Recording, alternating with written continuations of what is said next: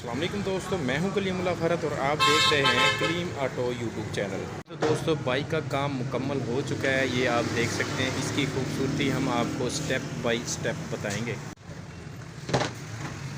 जी तो दोस्तों इस होंडा 125 को हमने रिफ़्रेश करना है। आजकल महंगाई के दौर में हमने किस तरह से रिफ़्रेश करना है, वो भी बहुत ही कम खर्चे में, ताकि दिखने में बाइक खूबसूरत लगे। तो वीडियो को मुकम्मल वॉच कीजिएगा ताकि आपको रिफ़्रेश के मुतल्लिक जानकारी हासिल हो। बाहर वाले पार्ट्स जो ख़राब नज़र आ रहे हैं वो हमने खोल लेने हैं। जिस तरह से ये चैन कवर वगैरह आप देख सकते हैं, उसके बाद पायदान, मैग्नेट कवर और सिंगल स्टैंड। रेयर शाख पर भी इसके रस्ट लगा हुआ है, जंग लगा हुआ है, तो हमने रेयर शाख को भी खोल लेना है। इस तरह से जो से ख़राब पार्ट्स हैं वो हमने सारे इसके खोल लेने हैं।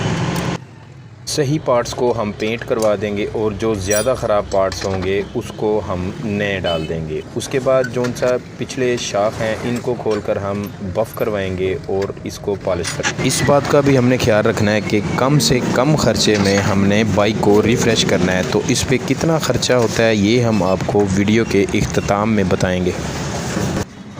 हैंडल को भी हमने खोल लेना है। उसके बाद ये चार काबले जोन से आपको नज़र आ रहे हैं ये भी हमने खोल लेने हैं। उसके बाद ये हैंडल का बड़ा नट आपको नज़र आ रहा है, ये भी खोल लेना है हमने। हैंडल पे हमने कौन सी चीज़ इस्तेमाल करनी है ये भी इसी वीडियो में आप देखेंगे।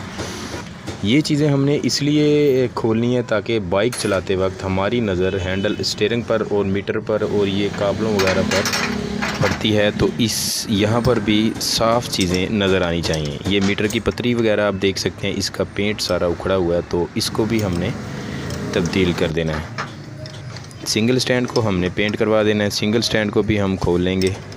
पहले हम 17 नंबर रिंग चाबी की मदद से ऊपर वाला नट खोलेंगे। ऊपर वाला नट खोलने के बाद इसके नीचे एक बोल्ट लगा होता है, उसको खोलने के बाद सिंगल स्टैंड बाहर आ जाएगा। उसके बाद किक की हालत आप देख सकते हैं, इस सलेंसर की भी हालत आप देख सकते हैं। सलेंसर भी हमने खोल लेना है, सलेंसर को भी हम पेंट करवाएंगे। इसके ऊपर जो सी पतरी लगी हुई है वो हम खोल लेंगे, वो हम पेंट नहीं करवाएंगे। सलेंसर खोलने के बाद हमने इसकी किक को भी खोल लेना है। उसके बाद इंजन के पार्ट आप देख सकते हैं, सामने जो सा इसकी टेप लगी हुई है वो भी उतरी हुई है। तो स्टेप बाय स्टेप हमने इसके सारे काम बहुत ही तसल्ली के साथ हम कोशिश करेंगे।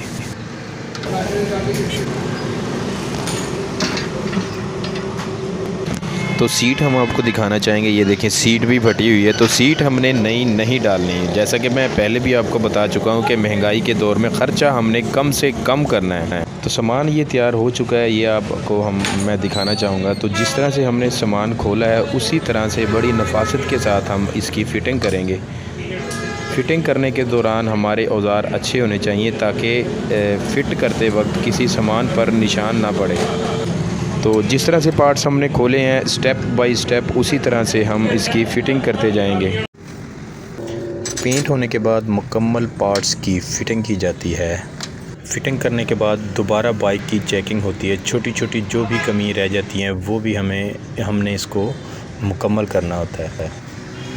तो आगे चल के हम आपको इस पर जो पेंट का ख़र्चा हुआ है और उसके बाद जो स्पेयर पार्ट का ख़र्चा है, जो मैकेनिकल की लेबर है, वो भी हम आपको बताते चलें। तो कम से कम ख़र्चे में हमने किस तरह से मैनेज किया है आगे चल के हम आपको साथ साथ बताते चलेंगे। इसकी खूबसूरती हमने किस तरह से बढ़ानी है। पार्ट्स भी बाइक के ओरिजिनल ही रहें और दिखने में भी ये खूबसूरत लगे।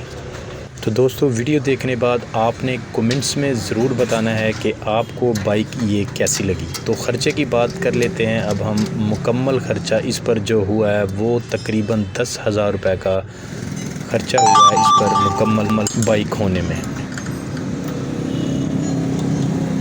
ये आखिरी काम था, सलेंसर की अब फिटिंग हो चुकी है। तो चलिए अब हम आपको जी तो दोस्तों मैग्नेट कवर को और चैन कवर को हमने ब्लैक मैट कलर किया है और सिंगल स्टैंड को हमने भट्टी वाला रंग किया है। तो रेयर शाख की बात की जाए तो रेयर शाख को हमने बफ़ किया है और पॉलिश किया है। इसके पिछले पायदान को भी हमने खुद ही पेंट किया है। उसके बाद मैं आपको सीट दिखाना चाहूँगा। ये सीट वही वाली है, हमने इस सीट को कोशिश करवाई है और इसको खूबसूरती के लिए हमने इसके नीचे जो सा फोम रखा हुआ है ताकि इसको देखने में खूबसूरती हो। तो पिछली टेक की बात की जाए, इसके ऊपर हमने पीवीसी टेप का इस्तेमाल किया है इसी तरह हैंडल की बात की जाए तो हैंडल पर भी हमने पीवीसी टेप का इस्तेमाल किया है। पेंट इस पर इसलिए नहीं किया, क्रोम वाली जगह पर पेंट का इस्तेमाल नहीं हम कर सकते, वो थोड़े दिनों के बाद ही उतर जाता है। तो जी सलेंसर मैं आपको दिखाना चाहूँगा। सलेंसर इसका पहले वाला ओरिजिनल ही है, इसको भी हमने मैट कलर का पेंट करवाया है और पीछे जो सलेंसर की पतरी होती है उसके ऊपर हमने टेप से डिज़ाइनिंग करवाई है। सिंपल सी हमने डिज़ाइनिंग करवाई है ताकि खूबसूरती इसकी ज़रा बढ़ जाए। तो किक को भी हमने इसी तरह से नीचे से पेंट किया है, ऊपर से इसको पीवीसी टेप आपको नज़र आ रही होगी। जैसा कि मैंने पहले बताया कि क्रोम वाली जगह पर पेंट थोड़े दिनों के बाद ही उतर जाता है, हमने इसलिए यहाँ पर पीवीसी टेप का इस्तेमाल किया है। इसी तरह ये इंजन के पार्ट आपको नज़र आ रहे होंगे, इसके ऊपर भी हमने टेप का इस्तेमाल किया है। हैंडल के बोल्ट और नट वाशलों का हमने इसको तब्दील कर दिया है, हमने नए डाल दिए हैं। तो ये लीवर भी पहले वाला आपको नज़र आ रहा होगा, इसको भी हमने पेंट करवाया है। बाइक का काम जो भी हमने करना होता है वो कस्टमर की रिक्वायरमेंट के मुताबिक करना होता है। इसी तरह से मैं फ्रंट मडगार्ड आपको दिखाना चाहूँगा। यहाँ पर भी हमने हाफ़ फ्रंट मडगार्ड पर टेप का इस्तेमाल किया है, ये आप देख सकते हैं। तो फ्रंट मोनोग्राम हमने नया लगा दिया है। तो इसी तरह आपको पिछले मडगार्ड को मैं दिखाना चाहूँगा। यहाँ पर हमने ये पेंट किया है, खुद ही पेंट किया हुआ है। ये स्प्रे वाला जो उनसा पेंट है वो हमने किया है। यहाँ पर निशान थे, छोटे छोटे से निशान थे, उसकी खूबसूरती के लिए हमने यहाँ पर पेंट कर दिया है। और इसकी रेयर दुमची नई लगा दी है, इसके पेच भी हमने नए लगा दिए हैं। तो बाकी आप देख सकते हैं ये